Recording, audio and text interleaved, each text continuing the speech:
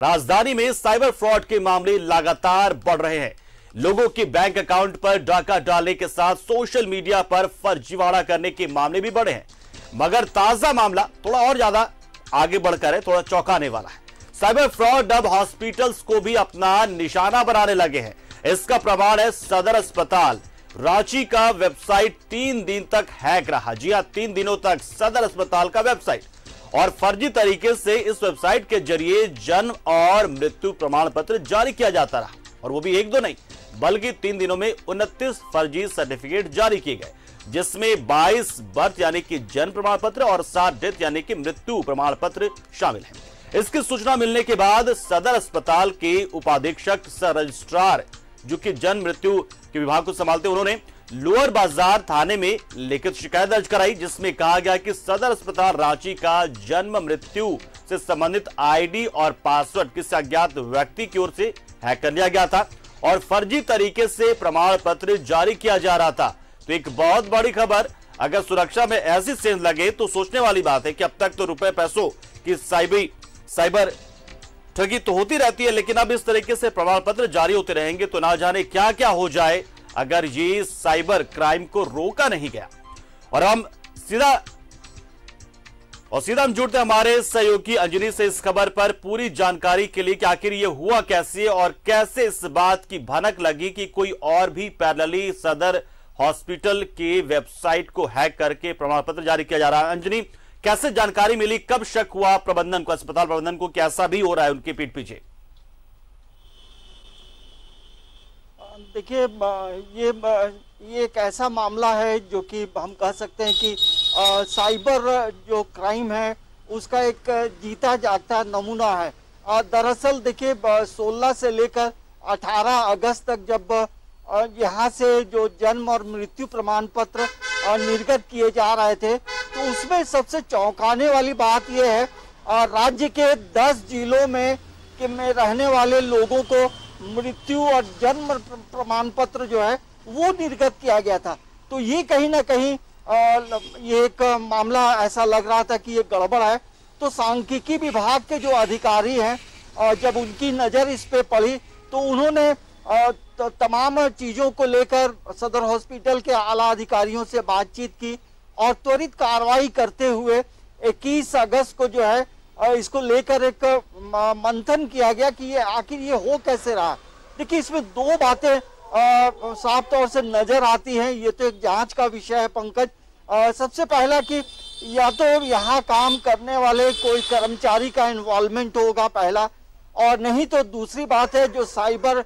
ठगी जो लोग करते हैं, जो साइबर क्रिमिनल्स हैं, वो इसे हैक कर लिए हैं। तो पुलिस जो है 2 बिंदु पे लगातार काम कर रही है कि आखिर ये कैसे हो गया। दरअसल होता ये है कि आप रांची में है तो रांची के लिए ही प्रमाण पत्र अमूमन दिया जाता है। मतलब जो लोग यहाँ इलाजरत हैं या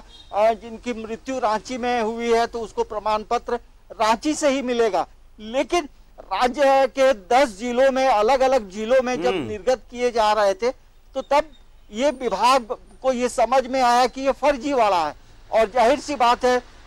रांची का सदर हॉस्पिटल में जब ये मामला हैक हुआ है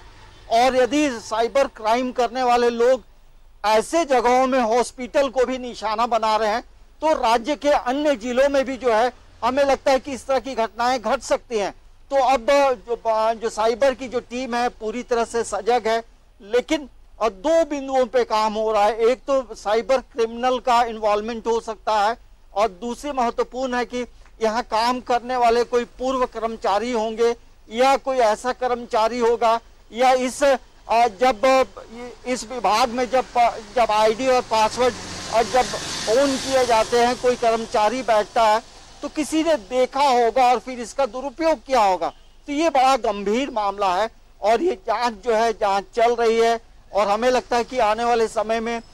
ये भी जो क्राइम करने वाले लोगों की भी गिरफ्तारी जरूर होगी। लेकिन इतना जरूर है कि इन 3 दिनों में जो निर्गत किए गए हैं वो कहीं ना कहीं सवालों के घेरे में, और जिसमें 5 जो सर्टिफिकेट है वो रांची के लोगों के लिए इशू किया गया था। इसमें पूर्वी सिंहभूम है, देवघर है, खरसावां है, तो ऐसे कई जिले हैं जहां यहाँ से निर्गत किए गए हैं, तो दूसरे जिले के लिए जब निर्गत किए जा रहे थे तभी तमाम लोग अंजलि इसमें एक एंगल जो ये सामने निकल कर आ रहा है, ऐसा तो नहीं है कि कोई ऐसा सिंडिकेट इसमें अभी एक्टिव है जो कि इस डेथ सर्टिफिकेट के जरिए बीमा की जो राशि होती है उसको निकासी का काम का उसका खेल खेल रहा हो? क्या पुलिस इस एंगल से भी जांच कर रही है क्या कि कहीं ऐसा तो नहीं कि डेथ सर्टिफिकेट जारी किया गया और फिर बीमा कंपनियों को जमा करके पैसे निकाल लिए गए हों? देखिए, जब प्रमाण पत्र निर्गत किए गए हैं तो कहीं ना कहीं जिसके पास मिला है तो वो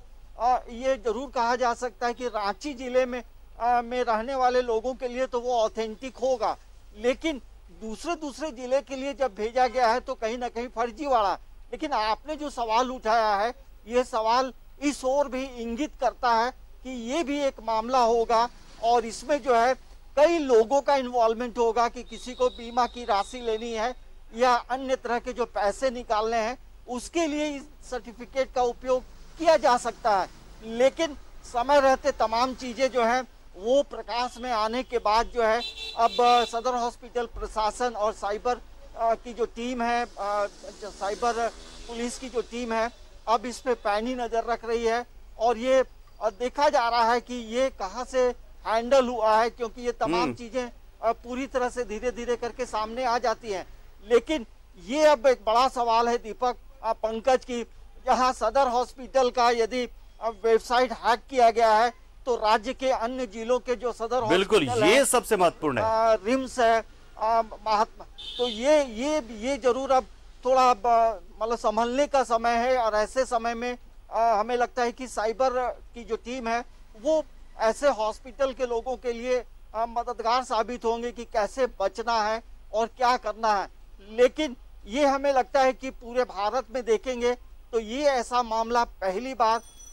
हॉस्पिटल से जन्म और मृत्यु प्रमाण पत्र देने का जो मामला है पंकज, हमें लगता है कि ये भारत का ये पहला मामला होगा और कहीं ना कहीं साइबर क्राइम करने वाले लोगों की जो नजर है ऐसे संस्थानों पर भी पड़ रही है, तो हमें लगता है कि सजग होने की जरूरत है और इसको लेकर के जो साइबर की जो टीम है पूरी तरह से मंथन में जुटी है। पंकज,